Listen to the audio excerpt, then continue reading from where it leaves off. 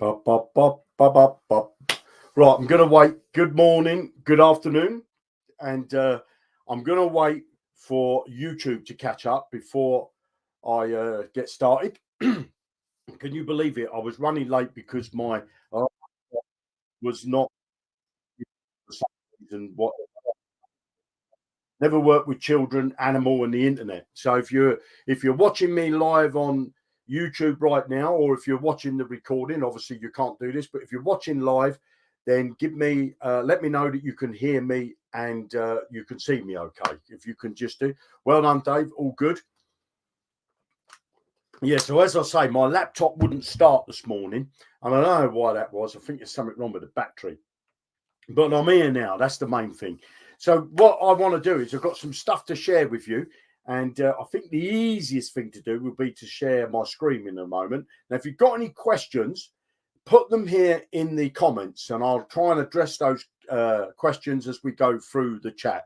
So I know that there's going to be a lot of people that have maybe got questions of watching the recording, and you can leave those down in the comments if you're watching the recording, and I'll get to those questions. Or of course, you can come over to our Telegram group and ask your questions in there, or you can put in a support ticket, whichever one you want. Right, so I want to tell you a little bit about the new code that we implemented for the DEX robot, and I want to tell you the difference between the DEX and the the centralized one. Let me just find a pen. I'm mumbling here because I haven't found a pen. There you go. So there is a difference between the two, and this is the actual the difference is with the centralized exchange, you're dealing with API connections. Now that API connection is really precise, okay? And we get that data straight away. We get it in there right when we do our call on Binance. We got the data more or less as they give us it, okay? Now, with the decentralized exchange, you're relying on smart contracts and liquidity pools. And if you know anything about liquidity pools, and I'm just going to try and show you what the DEX bot has to do. So we've got our DEX bot here, okay? And what it does, it makes a call into liquidity pools. Now, let's just say that you're trading with USDC. Doesn't matter, it doesn't matter if it's Tether or USDC. I'll say USDC, and you want to buy Bitcoin, okay? Now, let's say that this liquidity pool is Bitcoin and wrapped BNB. This liquidity pool is let's do USDT, okay? So that's Tether, and you're trading with USDC. And this is Bitcoin. These are all Bitcoin ones. They're all Bitcoin, but they've got different trading pairs. So this one's trading with wrapped BNB. This one's trading with USDT, and this one over here is trading with, say, Cake. There you go. Now, you've got this. There's no liquidity pool that's doing directly with that. So what Pancake Swap do is they say, right, we put in a call for it to say we get all the prices from all these, and we work out what it is in that pool, what it is in that pool, and what it is in that pool. Now, we may find that down here that there is a Bitcoin one, and you'll need to go through. There's a wrapped BNB, and that one, that liquidity pool, is paired with USDC, which is the one that you need. Okay, that's the one that you need. So what would happen is, even if you did this on the exchange, and I've shown a post like this, we get the prices back from all these liquidity pools. We determine what the prices are, okay, by the call. And then what we do is we say to Pancake Swap, we want to buy Bitcoin. So they send us through their routing system. Now, they'll send us maybe over here, and we'll buy wrapped BNB. And then we'll move into this one and we'll buy Bitcoin, and then the Bitcoin will go back into your wallet. Now, this pool might not exist. It might be that it's this one. So it won't be wrapped BNB. It might be cake. Okay, and it might be cake on this side, I could say. It could be cake on here and the wrapped BNB on this side. And then what it will do, the smart contract will, the Uniswap smart contract router will take you into here, okay? And it may buy you cake because this is not paired up with BNB. And it then goes you through this way because this might be paired up with cake. So it takes you through a route that we may not want to go, you know, but they'll take you the quickest and the cheapest route. That's how the routing system on you know, PancakeSwap works, and that's how our decentralized bot works. Now, when you're dealing with API keys, and that obviously all happens within the blink of an eye. Okay, that's not something that you're going to sit there. It's taken me a long time to explain that, and you know, many transactions would have been done in that time that it took me to explain it. Now, with the centralized trading bot, you're using API. Now, what it is, they'll have Bitcoin, and let's say they got it with USD.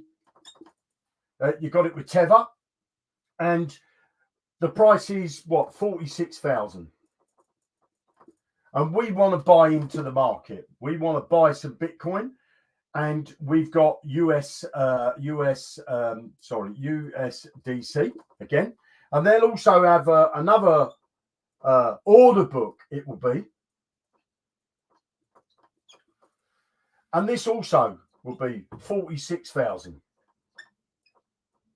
Okay, sorry, dollars, not pounds. So, what would the API key do? It doesn't matter if there's a, if I can put it over here, if there's a wrapped BNB with Bitcoin, or there's a cake with Bitcoin. It doesn't matter. It's not interested in those. It can go straight over to here and buy directly from the order book. So that call can be a fraction of a second quicker than what a smart contract could be. And then when we go to place our order in the order book, the only downside to this system is that you're buying from the order book. So what does that mean? Now, why does it, you see the price go up and you say, some people say, the price has gone up, but my bot never bought. Well, I can tell you this for now. Your bot would have tried to buy every time the price goes into the range where it wants to buy. It will always try to buy, whether it's using the smart contract or whether it's using the API connection. And the reason why sometimes it comes back out without making a trade, and you don't see this, is it comes out and we know it's happened, but it says escaping trade, no longer profitable. So why is that? So let's just say that we'll use this example. There's one Bitcoin, okay? One Bitcoin, and we're going to say that one Bitcoin is 46,000. That's the first one in the order book, okay? That's the first one. That's where Binance will take their price from, the top of the order book. But also in the order book, there's half a Bitcoin, okay? And that one is 45,999. Then that's the second one in the order book. Then there's a third one. Now this goes down, keeps going down, okay? So, and then let's say that there's a 0.1 of Bitcoin. We'll say this is 0.1 as well, okay? And that one is 45,998, okay? Always get dyslexic me. Always write my hands right quicker than my mind, okay? Right, so you've got this in the order book. Now, JonnyBlockchain, your robots are not the only people trading on PancakeSwap or on Binance or on Uniswap. So this system, what I'm explaining to you here, this is an order book, but it's similar to a liquidity pool. So let's say now that there's, out of all the people using, we'll say Binance, let's say that 1,000 people, including us, and we're in that 1,000, all want to buy some of this Bitcoin at that price. That's what they want to buy it at. You know, that's what the order book's offering. This is, sorry, these prices would go up. This would be 46,000, we'll say 100. That's it. And we'll do 46,200. Sorry, my mistake there. So these prices are going up, but everybody else wants to buy at the lowest price, not the higher price in the order book. So they go after this price. Now, out of those 1,000 people, there might be one person that wants to buy a whole Bitcoin. There might be 2 people that want to buy half a Bitcoin. There might be 4 people that want to buy a quarter of a Bitcoin. To get where I'm going. So if there's 5 people now that all want to buy a quarter of a Bitcoin, obviously they can't get it at that price, all of them. Somebody's going to get in the order book and place their order before them. Normally, that's API key connections because they're more quicker than what a human can do. Or a limit order that's set up on Binance itself. Or a limit order that's set up on PancakeSwap or Uniswap. I don't think Uniswap have limit orders, but Pancake do. So we get in the queue. You know, now there might be, obviously someone has to be at the front of the queue, and then there'll be all these people that come, depending on what time, you know, down to the millionth of a second. Somebody has to be in the queue. Somebody has to buy first. Somebody has to buy second. Somebody has to buy, and it goes through the queue like this. This happens in a blink of an eye. We might be here, okay? But the time it's gone through this part of the queue, this price is no longer available.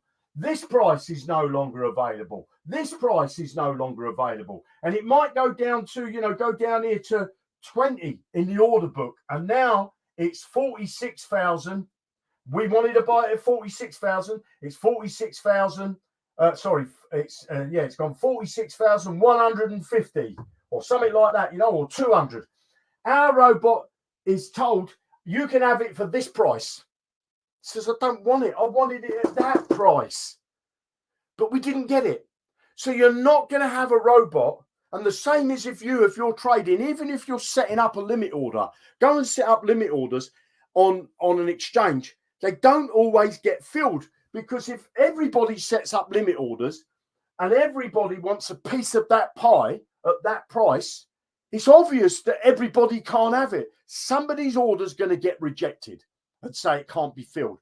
And that's why, you know, I get people message me and send in support tickets saying, I see my robot, the price went up there. Why ain't my robot bought? Well, I can tell you now, it tried to buy. Guaranteed it tried to buy. But it may found itself too far in the queue and it couldn't get what was being sold. Let's say that this, instead of this being a Bitcoin, was, I don't know, 0.2 of a Bitcoin. And there's 1,000 people all wanting to buy a piece of that 0.2 of a Bitcoin. The next bit in the order book, if you go to an order book and look at it, you'll see the prices and the amount that's being sold. And people can buy those. And what sometimes happens is that JonnyBlockchain's robot will get a bit out of this order book, a bit out of this order book, and a bit out of this order book, and still make a profit. He says, yeah, that's okay. It's not as much as I would have liked to have made, but I've still made a profit. So I'll take it. I'll take it. It's on the table. I'm going to take it. But if it gets to this point, and then it moves to this point, and it can't make a profit, it's going to abandon the order. Now, if you were doing that manually, you can't abandon the order. You would lose money, because inside, if you go inside Binance, you'll have what's called a spread.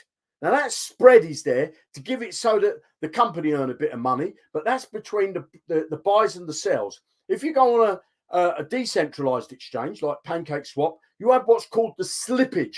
And if the slippage is too low, you might not be able to buy because of this scenario, okay? So hopefully people are going to understand they don't need to send in a support ticket saying, my robot never bought and the price went up, because the price obviously went up. We can all see that with our eyes.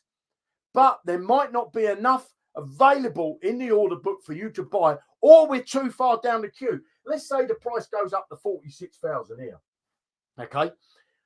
Remember, this is the world trading with Binance. Most of Europe, I would say, are traced in with Binance.com. The UK, Australia can use it. I don't think Canada can. I don't think America can. But there's so many other countries that can use the liquidity pools or the order books inside Binance. Now, when you're doing a decentralized exchange, everybody can have access to it. So I don't know how many millions of people are all trying to buy at this price. And the price might sit there for a while. And it might even creep up a little bit higher. Or it might drop down a little bit lower. But our bot could be still in the queue waiting for the order to be filled. Now, that queue's not, it's not like you go and stand in the bus queue where you're waiting there for 10 minutes for the bus to come and looking at your watch. This happens in a blink of an eye, okay? This happens so fast, you can't imagine how fast it goes. You see, when you go to Pancake Swap, for example, if you go to Pancake Swap, and if you're familiar with high frequency trading bots, if you're familiar with that, what you see on the screen is for your eyes. Because your eyes, if you were looking at the price of Bitcoin in real time, it would be like a fan going. It would be so fast. It would be numbers spinning. Because remember, Bitcoin, all cryptocurrencies, even the stock exchange, do not just go like this. One dot dot. They don't do that, do they? They're not dealing in one dot dot. They're not dealing in a flat dollar. They're dealing in with some more dots on the end after the decimal places. I think it's 8, isn't it? I think that they're dealing with, So our price could be in this window here. In this window here. That could be our profit price right there. But the price moves so quick that this might start changing, go down. There might be another naught and it's dropped down and it's outside of our price range. Okay. So our bot is always trying to buy. There's no need to send in a support ticket unless you believe your bot stopped. Don't send in a support ticket saying, I saw the price went up, but my bot never bought. I can tell you now, your bot is trying to buy or it's trying to sell.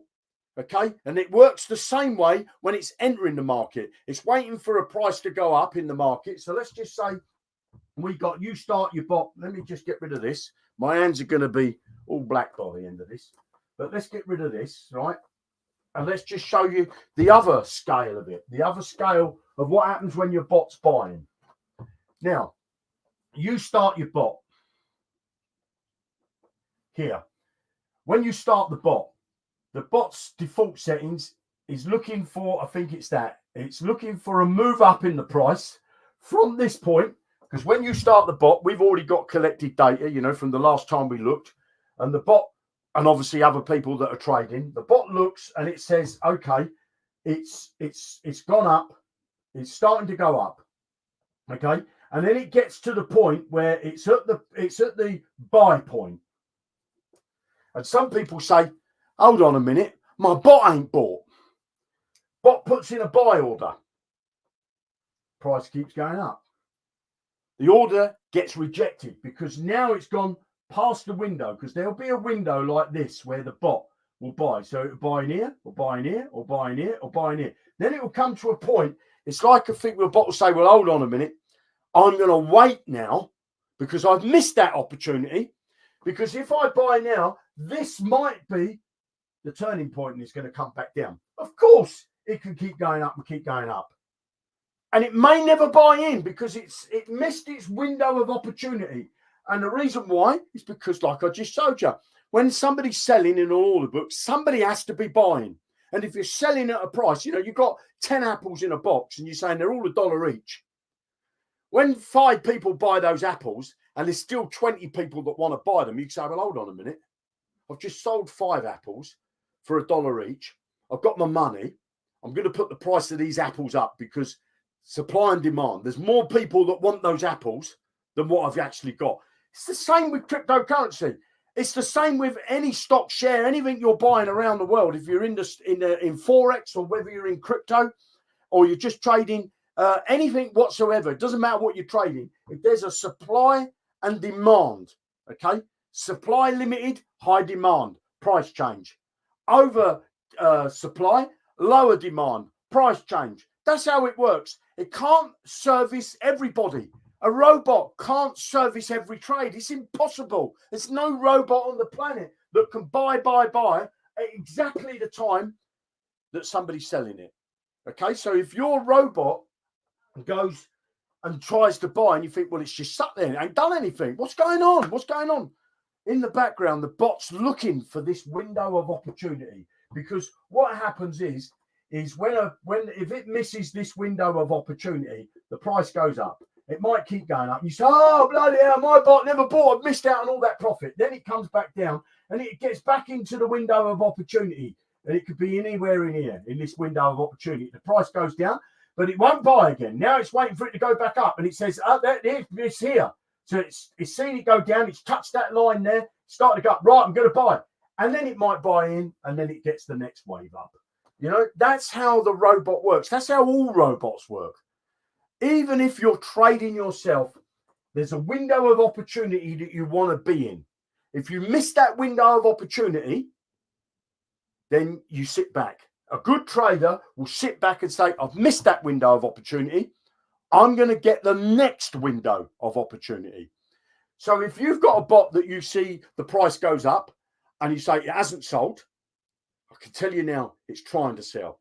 If you start a bot and you say, well, there's going to be no activity on it for 4 hours, but I've seen somebody else post their bot's buying all the time, mine must be broke. It's not, because yours is doing the first trade. You don't know what trades they've got out open. You don't know if it's got, you know, you're waiting to buy in the market. Well, they might have bought down here.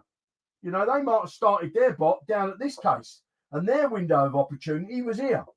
So it bought in here, it bought. Then it goes up. Now you start your bot and it says, we're selling in this opportunity in this window. We're selling in this window. This is our sell window. You're wanting to buy.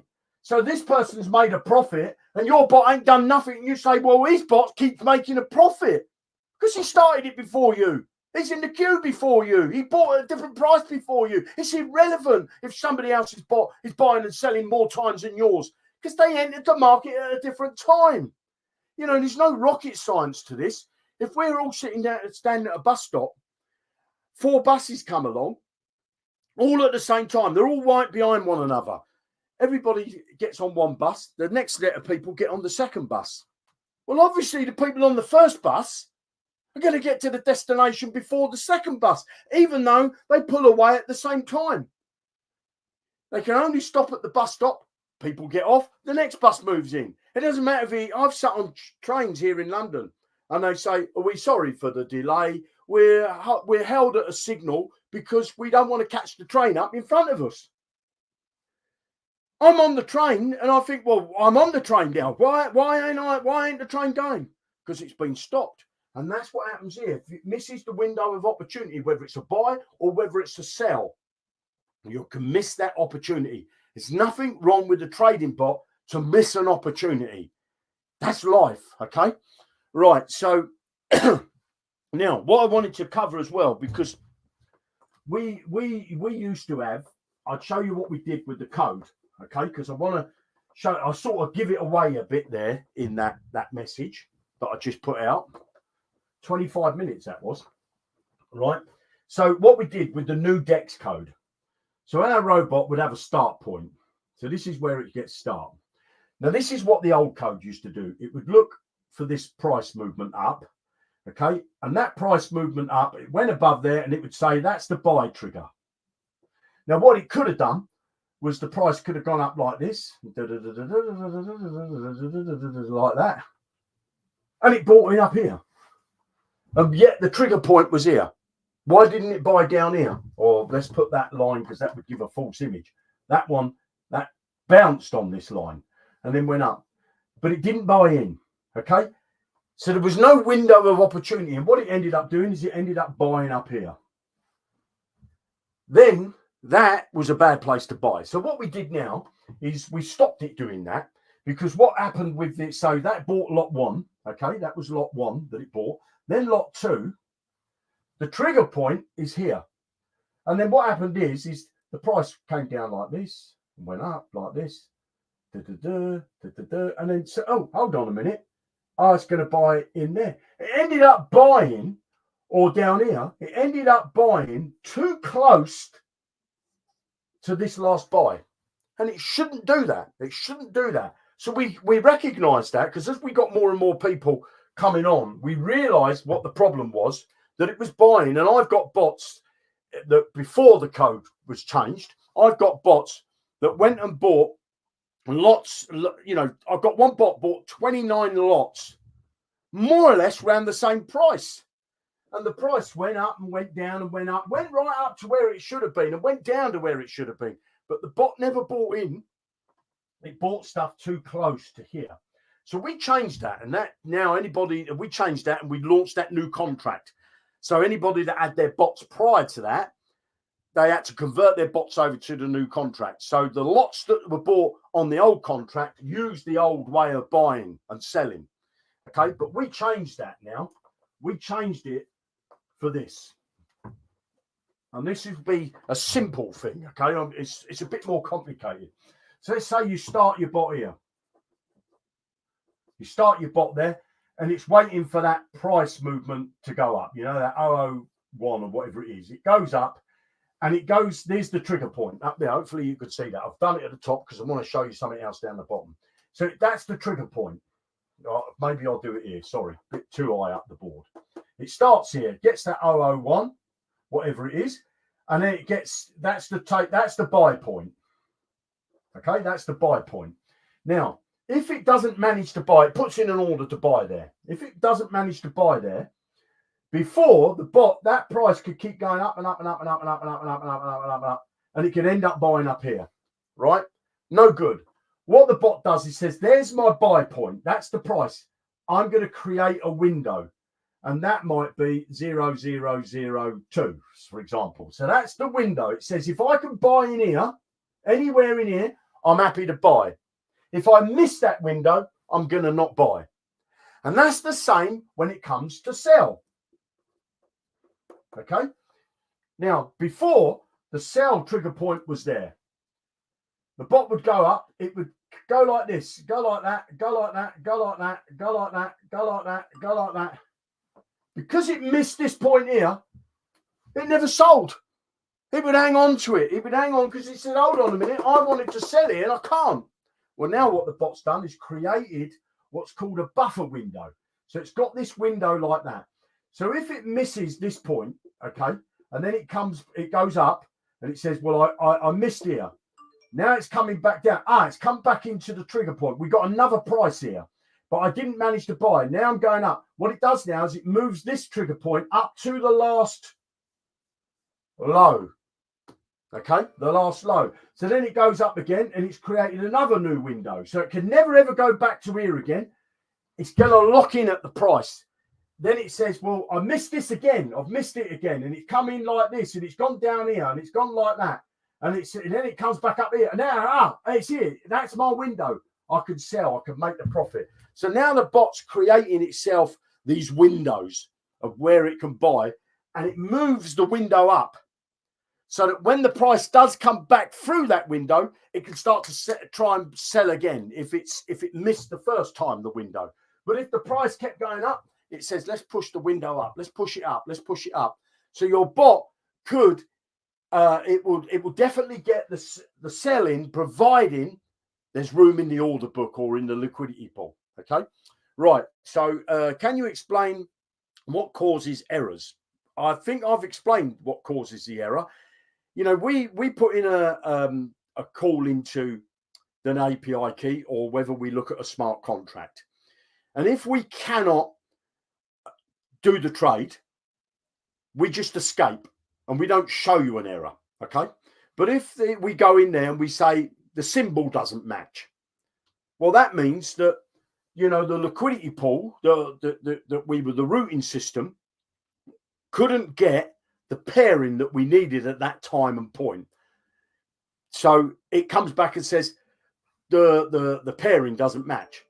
Well, there obviously it does match, but it doesn't at the time through the routing system. It says, I can't get that route to get to that end profit. So you get a a callback on that. We get a return on that. Sometimes you haven't got enough, stable coin inside your MetaMask wallet for the bot to do a trade. Sometimes you haven't got enough BNB inside the smart contract for your bot to do a trade. Sometimes you haven't got enough stable coin on your Binance exchange to do a trade. Sometimes, and a lot of people are doing this, and I keep telling them, and it's in the video, make sure that you tell Binance that you're going to use BNB as the trading fee.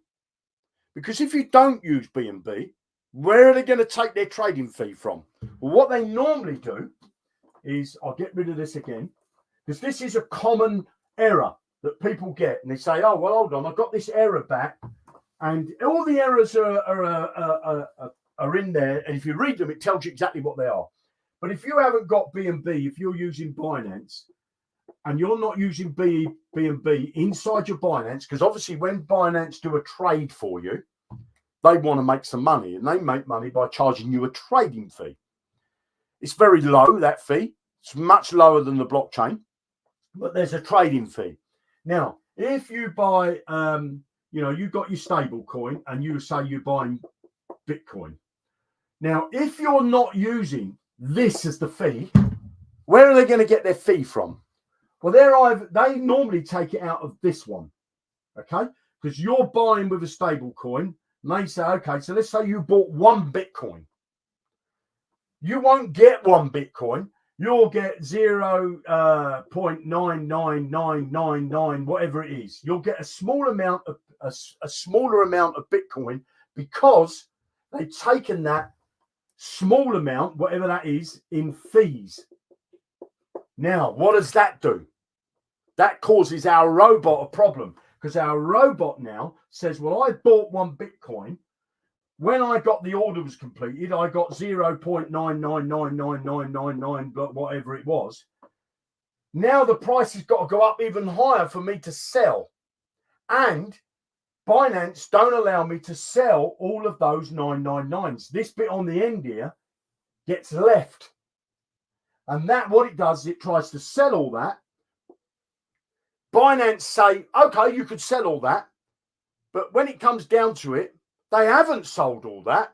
And then what it does is it shows in your back office as that you've made a loss. Well, you haven't made a loss, because instead of you getting all these bits of Bitcoin, you got this portion of Bitcoin that was changed back for the stable coin.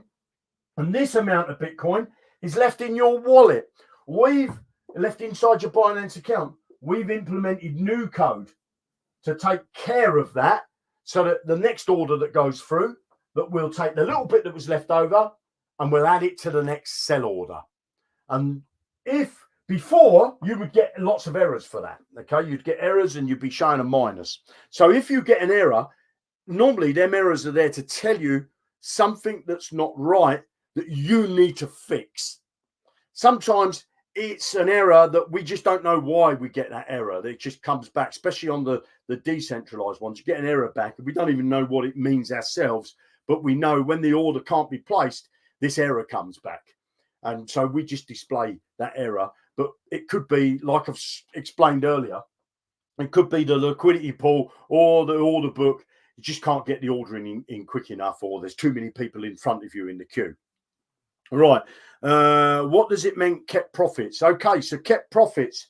I'm going to be doing a new video on that, and we're at the moment where the kept profits, we're going to be changing it the way it works. Okay.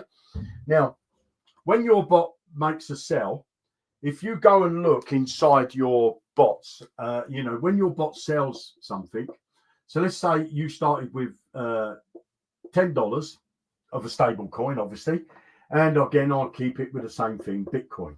You bought Bitcoin and it returned you $10. It sold the Bitcoin for $10.46. Right. Now, out of that 46 cents, you'll have another box here that's in green and say how much you've made. This will be the ROI column inside there. It might say you've only made 23 cents, okay, or 20 cents. We'll just do it like that. So that leaves 26 cents that it hasn't shown in your profit here.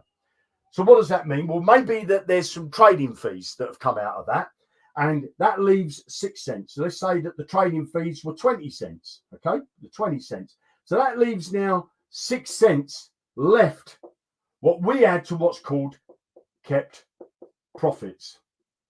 Now, what do we do with that? You've got it in here because this shows you this amount, but you actually got back this amount. This is what you've got back into either your Binance account or back into your MetaMask wallet. You've got this 1046, but we only show you that you made a profit of 20 cents. Visually, we want to show you that, okay? We don't keep any money. The money's inside your wallet. It's inside your exchange. It's just in the calculations. If you wanted to go to the earnings calculator and say, I want to withdraw some money out and I want to go and take it out of my MetaMask wallet, or I want to take it out of my Binance account, you're not drawing it out from us. You're drawing it out from your account. We're just giving you a calculator there to say, well, you can go out and draw $50 and buy yourself a pizza if you want, you know, because it won't affect your robots. That's taken, that bit that it's telling you is taken from that. It's not taken from this 46 that you actually got back into your wallet. It's taking it from the 20. This 6 cents. Now, let's say that this was lot 1. Above that is lot 0. So it managed to sell lot 1. Now, this 6 cents up here, you spent on this one, you spent $10. Okay? $10. And I'm going to put this to say there was 10 cents left, just to make it easy for my maths. Right. So you spent $10. But now what the bot says, well, actually, you didn't spend $10. You spent $9.90 because I'm using this 10 cents to bring down the price of the lots above, the money that you spent. So now it has to, it's bringing down, it doesn't have to make as much profit because before it had to get back at least $10. Well, now it don't. It needs to get back $9.90. The reason why we do that is so that it can, if we save some money here and put it and show it there, it's only visually. You've got all the money. You've got it inside your wallet. It can sell these lots and still show that you've made a profit. So in other words, you could start with $100. It buys a lot for 20, another lot for 20, another lot for 20, and it keeps trading, blah, blah, blah, blah, blah. And then it says, well, I keep making profit on the last lot that I bought. I keep making a profit. Eventually, it's going to come to the point where it says I could sell the other $80 for a lower price than what I bought it for. And overall, you're still in profit. That's what that kept thing is. And I shall make a separate video about that. So hopefully that helps with that. Now, I want to quickly show you this. Let me get it up first, and then I'll share my screen. Now, this I'm about to show you will give you an idea. Let me get it up. Right. So, and you can get a copy of this, what I'm about to show you. So let's see, presentation, share screen, share this one. Share the screen. Right, so this is courtesy of Joe. Now, he's an admin inside the Telegram group, but he put this together. You know, so thank Joe for this. Now, I don't know the calculations that he's got. He's got all formulas in here. But what I want you to do is to concentrate your eyes on this blue area over here and the green and the yellow. Right, so let me explain what they are. When you set up your decentralized trading robot, the default settings is for it to take a profit when it, you know, the trigger point is for it to take a profit when it gets to 0.8 above what you bought it at. Okay. So it needs to get above almost 1% movement. So in this case, 0.8 for it to make a profit. But also what that bot needs to do is it needs to work out it needs to calculate how much you bought the lot for and how much you sold it for. So you would have a buy blockchain fee and a sell blockchain fee. Normally those two fees can come anywhere between together, adding them up together is 13 cents each. Okay. And if you look here, that 13 cents is in here, 26. That's doubled up. But if you look there, you'll see that it's taking that and it's times in it. I don't know whether you can see the formula. So that's showing you here in this blue box that it's, if there was a buy order and that cost 13 cents in blockchain fees, and there was a sell order and that also cost 13 cents in blockchain fees. So this is just to give you a guideline. You can get access to this. You just need to ask me for it inside the Telegram group and I'll make it available. You'd have to come in here when you get it. You'd come up to file and you'd make a copy. Okay, you'd make a copy. You can't come in and get this and edit this because we don't want anybody to mess up the formulas. But the boxes that you change are only these blue boxes. So you can put the fees in there. Let's just say we wanted to say that the fees were 0.15 each. As you can see now that that number's changed over there to 30. Okay, so if I put it back to 13 cents, you can see that that's now saying that the blockchain fees for a buy and sell is 26 cents. So let's say you started a robot with $5. Okay, it's going to need 26 cents at least for that bot for the buy and the sell. So if you look at this yellow column, so from the point that you bought in, the price has got to go up by at least 6% for you to make a profit. At least 6% for you to make a profit. So if you come down to, say, the 20, you can see this is percentages. So if you're now coming down to 20, you see you're starting your robot that's trading with $20 a lot. You see the price needs to only go up by 2.1%. So can you see if you can't afford, if you set bots up, and we got one guy set a bot up that's selling for 25 cents. 25 cents. He put the bot to sell to make a bot for 25 cents. If I put in here, I don't know whether this lets me do it. I hope it does. Yeah, I think it does. So put 0.25. That's what he put. Okay. That would have to go up from the price that he bought. The price chart would have to go up 104%, nearly 105% before his bot can sell and make a profit. So as you can see, if we put this back to $5, if you use a bot that's doing any trades with $5, it doesn't matter where it's doing it, whether it's the first trade or whether it's 10 trades down the line. The lower the amount, the higher the price movement is. So if you look right over to this end of the scale, so we got $500 here. So $500 trade. The price only has to move up 0.85 for your bot to make a profit. So the higher amount that you trade with, the more times your bot can trade. Does that make sense? Not obviously you're going to make more money because you're trading with higher amounts. But the point is, don't think for a minute that if you set a bot up with a lower amount, so you got $100, so I'm going to set up 10 bots, all trading with $10 each. Well, the price has got to move by 3.4% upwards before your bot can even think about taking a profit. Okay, so if you're doing a trade with $50, I've started doing mine with $50 and I'm going to do that for 30 days. And then I'm going to double up on that and do them for $100. But if I'm doing for $50, my price has only got to go up by 1.32%. So just over 1% before it can get into profit. You're doing $5. Your bot's got to go up 6%. So that's another common error that people make. They say, I saw inside the Telegram group that bot keeps on making him a profit and my bot's not. Why is that? Well, it's because it could be that they've set their bot up for $20 or $50 or $40 and you've got a bot set up that's buying with $5. Okay, so the higher you put your trade amount up, the quicker your bot can work. The lower the amount, the longer it takes. So if you're, I appreciate that people haven't got, loads of money, but if you're starting a bot for $5, that it's got to take, the price has got to go up at least 6% before it can get into profit. And then it obviously has the other problem of, like all bots, and I don't want to make it sound too negative, but it's got to say, well, it might not get that window of 6% because of the things I explained to you earlier. Okay.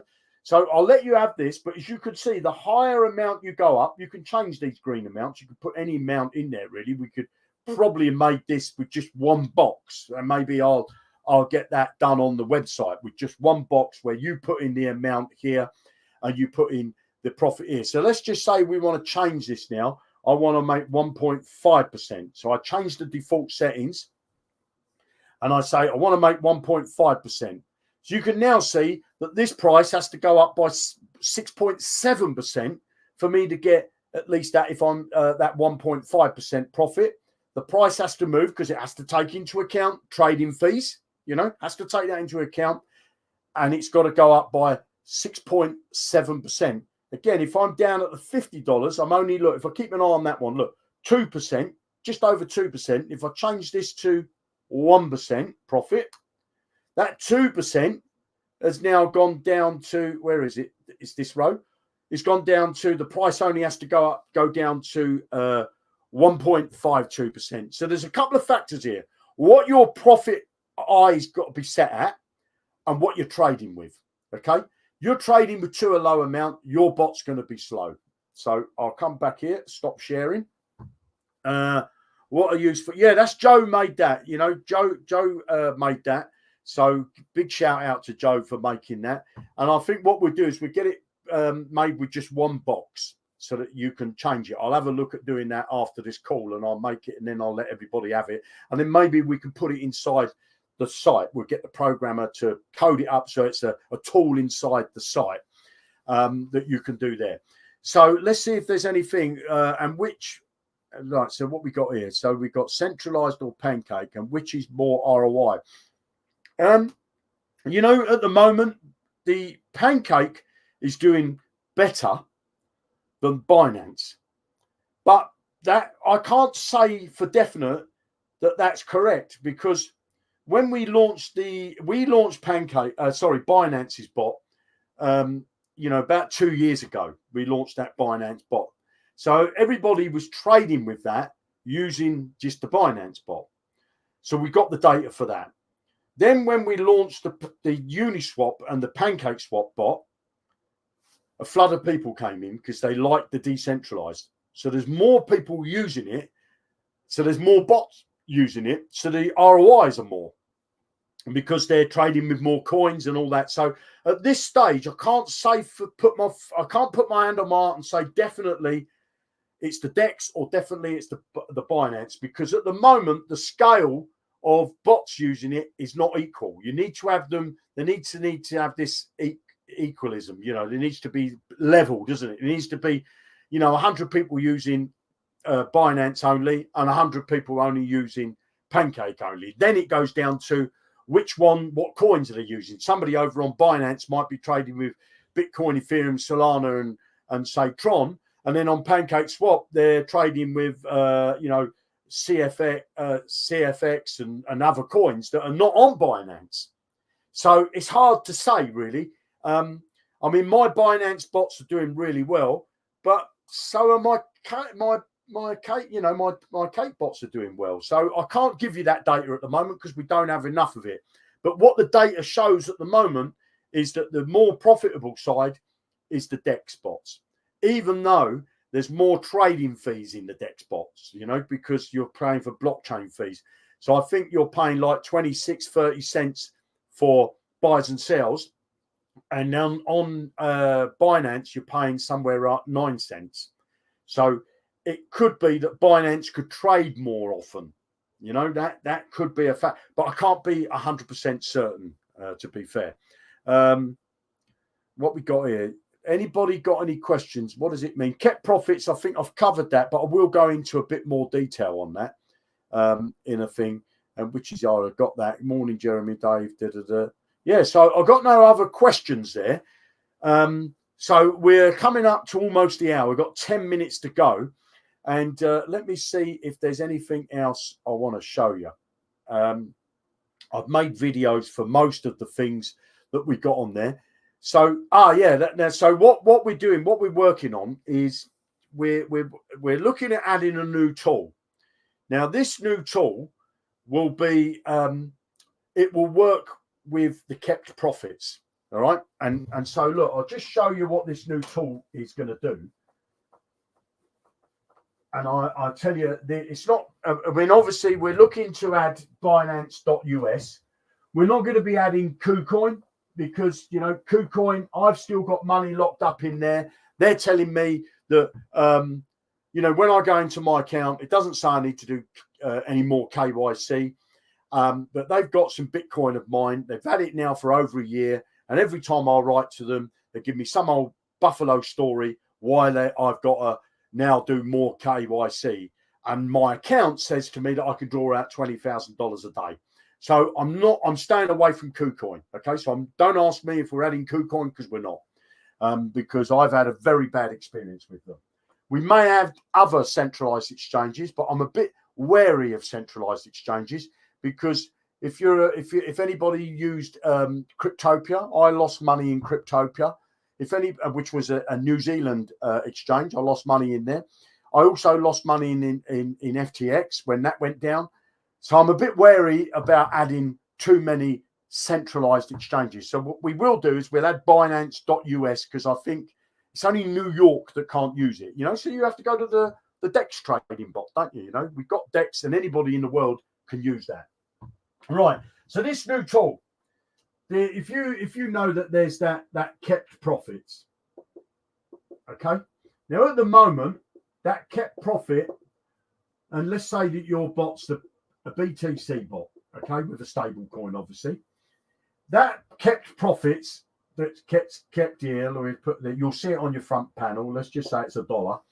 Is used only for this bot. Now this bot would be hash 4561 or 7, right?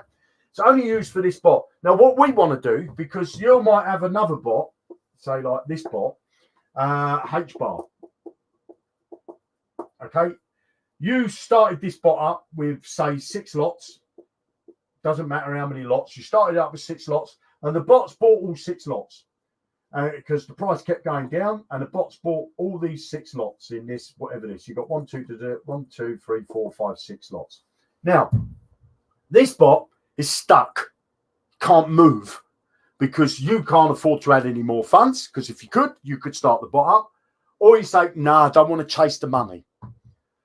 So what we're looking at doing, you might have other bots, like, you might have say an ETH one. It doesn't matter what ETH. You could have a cake bot down here, so that you could have loads of other bots with all of them have got this keep profits. Okay, keep profits. All got that. It's all automatically in there. And this one might have 50 cents in it. This one might have 26 cents in it. Okay, right. So what we want to do is we want to give you a tool, and that tool will be I don't know what we're going to call the tool, but when you set your bot up, there'll be a tick box, and you can put your tick box in there. And then when you put your tick box up, so you go into this bot settings, you tick this box. We call it divert, redistribute, reallocate. I don't know what we're going to call it. It's irrelevant, the name. But basically what it will do is it will say, you'll get now a drop down, and it will show you all of these bots that you've got. So you might say, I want to do this one, this one, this one, and all of my bots, I want to send the kept profits to this bot. So you spent over here, say $100.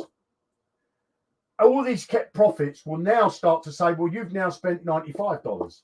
You now spent $85. You now spent $75, and so on and so on. Because every time these bots to keep trading and keep making money, it'll eventually get to the point where this can sell, release all the money that's locked up in here, and still show this bot in a profit. So that's a tool that we're working on. I don't know sure when it's going to come, whether it be this month or next, because we've got other things to do as well. And we're also working on the DEX trading bot. Okay, not the DEX, the limit order bot. Now, at the moment, we've got the limit order with a trailing stop loss, but I've had some new ideas. So this was an idea that I got, that bot that I showed you there, that tool that I've got there, which will help those bots that are sitting around doing nothing. Obviously, they're not going to close off tomorrow when you've got this tool. It's going to take the profits, some of the profits from other bots, to close them off, if that makes sense. Hopefully it does. Right. Well, we've got I've got what we've got here, 5 minutes. So we've got this limit order bot, right? So if you're familiar with a limit order, what you do is you say, well, let's say you want to buy Bitcoin, right? And the price of Bitcoin now is 46 grand, right? $46,000. You set your limit order up to either buy, you know, at 46,000 or 45,000 because you believe the price is going to go up to 45,900. So you could set your limit order there. So you would have a stable coin. You'd say, well, I want to buy Bitcoin if it drops down to that. Right. And I want to take profits on that. I want it to go up by 2% before I take my profits. Now, you could hold Bitcoin and say, well, I want to sell it when the price goes to something. So let's say that the price is 46 now, and you set a limit order up to say, I want to buy it when it drops down to this price, and then I want to sell it when it goes up by 2%. So what it does, it goes up like that. And it's the same whether you want to buy in the future. Okay, so you say, I've got Bitcoin, I want to sell it in the future when the price goes up. And I might want to sell it from this point at 2% as well. Say, well, I'll sell it when it gets to 2%. But I'll set a stop loss. Okay, a stop loss in here. I'll set a stop loss. So basically what you're doing is you're saying with this Bitcoin that's bought in here, or I've got it and I'm going to sell it, or I bought it in here, you're saying when the price goes up by 2%, sell it for me. But what happens if the price goes down? Well, limit orders, you can set what's the stop loss, and that will bang. That will say, right, well, okay, between this and this might be whatever. That could be 1%. You would decide what that percentage is. It says, okay, it looks like it's going to go down. Rather than you lose all your money, it blocks out there. Okay, so this tool's really for a bit more of advanced trader, right? Or people who like to take a bit more of a risk. Now, let's say that the price goes up by 2%. You bought in here, you set a stop loss at 1%. That stop loss now is being moved. It's called a trailing stop loss. It's been moved to here. So the bot now won't take profit at 2% because the price might go back up and it might go to 3% now. The price has gone up to 3%. That stop loss needs to be 1% below that there. So that would be in here. The stop loss is now there. This is the stop loss. This is the stop loss. So now at this point, because you've gone past this point here, there's no way that your bot can lose money. Because whenever it comes down to that stop loss, it will sell. But let's say that the price doesn't stop there. It goes up. So now it's gone up by 5%. So now the stop loss moves again. And it says, well, I need to be 1% lower than that. My stop loss is now 4%. So now it goes up again.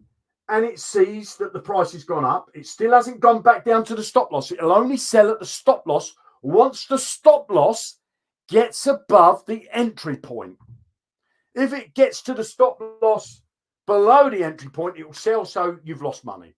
But once it gets to above the entry point, and that might be literally 0.5%, 0.25% above the entry point, you know, it will say, well, that's my new stop loss. This price has gone up above what I paid for it, or above what I want to sell it at. And that could keep going on. And it would never sell until that comes back down to that point there. Okay. So that's a tool that we're working on.